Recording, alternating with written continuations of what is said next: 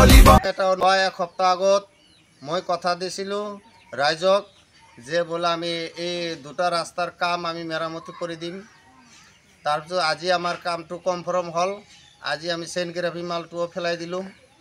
মই এইটোৱে অনুৰোধ কৰি আছোঁ যে এই যে আমাৰ নাংগলৰ ছবি ইয়াত BTCত কোনো প্ৰমোদ বড়ো চৰকাৰে কোনো কাম কৰা নাই।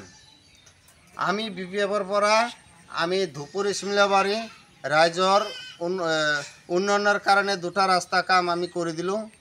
তাৰপিছত আমাৰ যেতিয়া চৰকাৰ আহি যাব আমি ব্ৰিজটো একদম কনফাৰ্ম কৰি দিম। যেদিন আমাৰ চৰকাৰ আহিব সেইদিনাই ব্ৰিজখন কৰি দিম।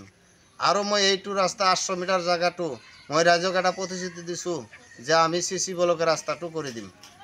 ধন্যবাদ। মোৰ আজি এইখিনিয়ে কথা।